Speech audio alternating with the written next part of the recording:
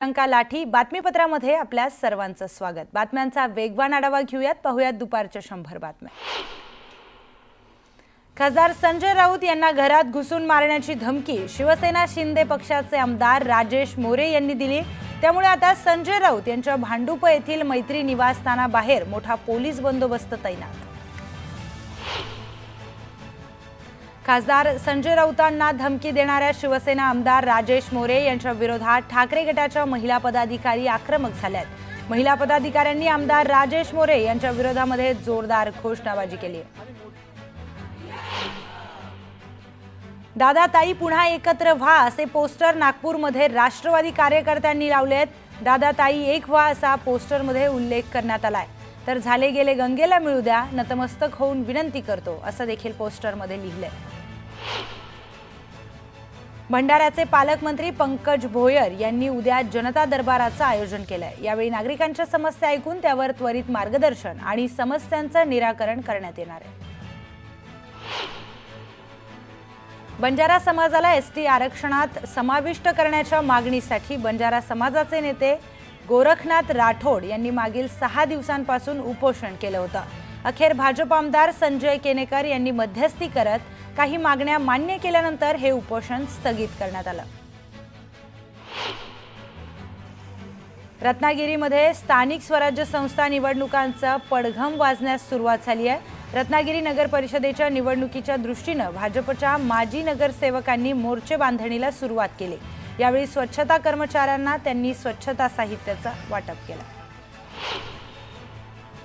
मंत्री अतुल सावेंच्या कारवर दगडफेक करण्यात आल्याची घटना समोर आली आहे। छत्रपती संभाजीनगरच्या पुंडलिक नगरच्या कार्यालयासमोर उभ्या असलेल्या कारवर ही दगडफेक करण्यात आली। दुपारी 12 वाजेच्या सुमारास एका तरुणाने ही दगडफेक केली आहे। पोलिसांनी दगडफेक करणाऱ्याला ताब्यात घेतला। दरम्यान सावे कारमध्ये नसल्याने मोठा अनर्थ टळला। पोलीस महानिरीक्षकांना गोट्या गीते हा समाजसेवक आणि सज्जन वाटतो का? त्याला एवढ्या सहजासहजी मकोकामधून का वगळलं असा संतप्त सवाल विजयसिंह बांगर यांनी विचारत संताप व्यक्त केलाय। तर उद्या गोट्या गीतेचा समाजसेवक म्हणून पोलिसांनी सत्कार केला नाही म्हणजे मिळवलं असा टोलाही त्यांनी लगावला।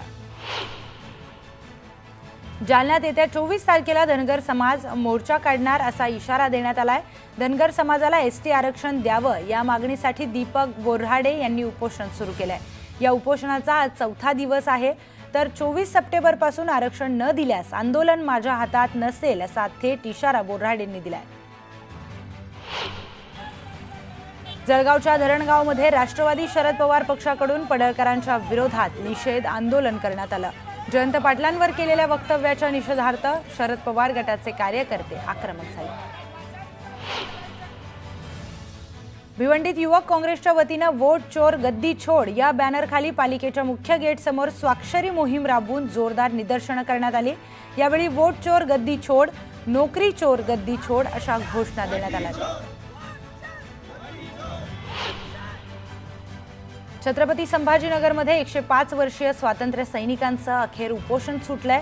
आमदार संजय केनेकर यांनी मुख्यमंत्री फडणवीस यांच्या भेटीचं आश्वासन दिल्यानंतर हे उपोषण सोडण्यात आलं। गोपीचंद पडळकरांविरोधात राष्ट्रवादीचे कार्यकर्ते आक्रमक झालेत। यावेळी शरद पवारांच्या कार्यकर्त्यांनी नागपूरमध्ये आंदोलन करत जोरदार घोषणाबाजीही केली। नागपूरच्या वेरायटी चौकात आंदोलन करण्यात आलंय। सांगली ईश्वरपूरमध्ये राष्ट्रवादीच्या कार्यकर्त्यांनी पडळकरांविरोधात आंदोलन केलं। यावेळी रास्ता रोको करणाऱ्यांना पोलिसांसोबत झटापट झाल्याने पोलिसांनी आंदोलकांना ताब्यात घेतलंय। गोपीचंद पडळकरांच्या विरोधात जयंत पाटलांचे समर्थक आक्रमक झालेत। यावेळी इस्लामपूर बंदची हाक देत इस्लामपूरमध्ये पेठ रस्त्यावर जयंत पाटलांच्या समर्थकांनी रास्ता रोको आंदोलन केलंय। रस्त्यावर टायर देखील जाळलाय। गोपीचंद पडळकरांच्या विरोधात राज्यभर आंदोलन सुरू असताना सांगलीत पडळकरांच्या समर्थकांनी प्रति आंदोलनास सुरुवात केली आहे। पडळकरांच्या 30 फुटी पोस्टरला दुग्धाभिषेक घालून पडळकरांचं समर्थन करण्यात आलं। गोपीचंद पडळकरांनी जयंत पाटलांवर केलेल्या टीकेच्या निषेधार्थ सांगलीच्या इस्लामपूर बंदची हाक देण्यात आली आहे। इस्लामपूर बंद ठेवत पडळकरांचा विरोध करण्यात आला। सर्वत्र पडळकरांच्या विरोधात आंदोलन होत असताना दुसरीकडे पंढरपुरामध्ये धनगर समाजानं पडळकरांच्या प्रतिमेला दुग्धाभिषेक घातलाय। यावेळी पडळकरांचं वक्तव्य योग्यच आहे असं म्हणत समर्थकांनी पडळकरांचं समर्थन केलं। यावेळी आरक्षण मागतोय तुझी बायको नाही असं म्हटल्यावर असंस्कृतपणा दिसला नाही का असा सवाल देखील पडळकर समर्थकांनी विचारला। मध्य रेल्वेच्या ठाणे आणि कल्याण स्थानकांदरम्यान अप आणि डाऊन जलद मार्गावर मेगा ब्लॉक घेण्यात येणार आहे। हा ब्लॉक रविवारी सकाळी 10:40 ते दुपारी 3:40 या 5 तासांच्या कालावधीमध्ये घेण्यात येणार आहे। ब्लॉक कालावधीमध्ये CSMT कल्याण दरम्यानच्या लोकल ठाणे ते कल्याण दरम्यान धीम्या मार्गावर वळवण्यात येतील। मोनो रेल्वेची सेवा आजपासून अनिश्चित काळासाठी बंद झाली आहे। या बंद दरम्यान जुन्या मोनो रेलचं नूतनीकरण, नवीन रेक सुरू करणं आणि अत्याधुनिक सिग्नलिंग यंत्रणा बसवण्याचं काम केलं जाणार आहे। मोनो रेलमधून दैनंदिन प्रवास करणाऱ्यांना आता पर्यायी वाहतूक व्यवस्थेचा वापर करावा लागणार आहे। अटल सेतू ते वरळी सी लिंक जोडणीसाठी उड्डाणपूल बांधण्यात येणार आहे। यासाठी एल्फिस्टन ब्रिज बंद केल्यामुळे पर्यायी मार्गावरील वाहतूक कोंडी टाळण्यासाठी वाहतूक पोलिसांनी मार्गात बदल केलाय। दादर पूर्वेकडील भालचंद्र मार्ग ते टिळक उड्डाण पुलाकडे युरोनियम बंगलोपर्यंत वाहनांना प्रवेशबंदी असणार आहे। तर गुरुवारी रात्रीपासून ते दिनांक 17 ऑक्टोबरपर्यंत हे आदेश लागू राहतील।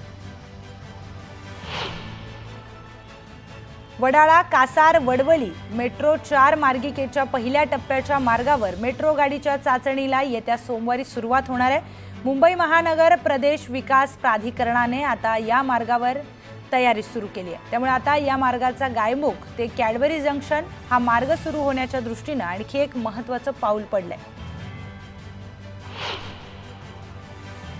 स्टील महाकुंभ कार्यक्रमामध्ये राज्य सरकारच्या उद्योग विभागाकडून 9 कंपन्यांशी 80,662 कोटी रुपयांचे सामंजस्य करार मुख्यमंत्र्यांच्या हस्ते आणि नवकरणीय ऊर्जा मंत्री प्रल्हाद जोशी यांच्या उपस्थितीमध्ये करण्यात आले।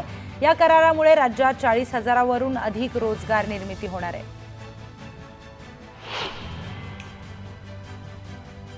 All India voice manufacturer association आणि विविध मच्छीमार संस्थांच्या प्रतिनिधींच्या बैठकीमध्ये 3 तास चर्चा झाली। चर्चेअंती मच्छीमारांना पुरवठा करणाऱ्या बर्फाच्या दरामध्ये 85 ऐवजी 65 रुपये वाढीला मान्यता दिल्यामुळे बर्फ पुरवठा बंद करण्याचा निर्णय मागे घेण्यात आलाय। या निर्णयामुळे हजारो मच्छीमार बर्फ वितरकांना सुटकेचा निश्वास सोडलाय। जिल्हा परिषदांची गट रचना आणि आरक्षण ठरवण्याच्या पद्धतीला आव्हान देणारी याचिका मुंबई उच्च न्यायालयाच्या नागपूर आणि औरंगाबाद खंडपीठाने शुक्रवारी फेटाळल्यानंतर आता जिल्हा परिषद, पंचायत समिती आणि निवडणुकांचा मार्ग मोकळा झालाय। त्यामुळे आधी जिल्हा परिषद निवडणुकांचा बार उडेल असं चित्र दिसून येतंय। जिल्हा परिषद सर्कल नवीन रोटेशन बदलला आव्हान देणाऱ्या 4ही याचिका मुंबई उच्च न्यायालयाच्या नागपूर खंडपीठाने फेटाळल्या आहेत। त्यामुळे आता निवडणूक होण्याचा मार्ग मोकळा झालाय।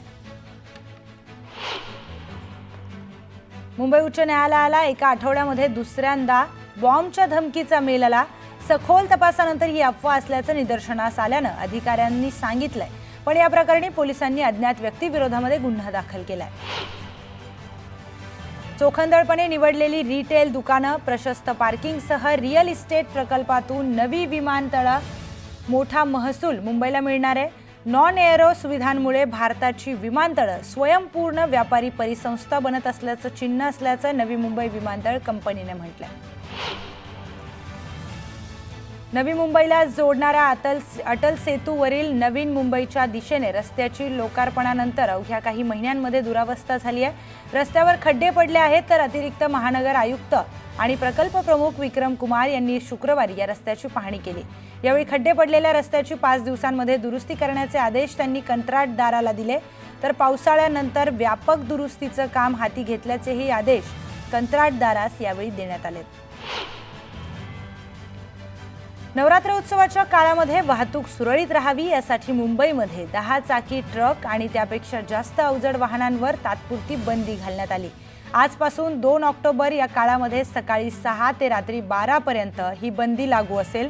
अत्यावश्यक सेवेतील वाहनं याला अपवाद असतील। शस्त्रक्रियागार सहाय्यक पदे कंत्राटी पद्धतीने भरण्याबाबत मुंबई महानगरपालिकेने जाहिरात प्रसिद्ध केली होती। ही पदे कंत्राटी पद्धतीने भरण्यास म्युनिसिपल मजदूर युनियनकडून तीव्र विरोध करण्यात आला। या विरोधानंतर मुंबई महानगरपालिका प्रशासनाने ही जाहिरात संकेतस्थळावरून मागे घेत ही पदे पदोन्नतीने आणि अंतर्गत निवडीने भरण्याचा निर्णय घेतलाय।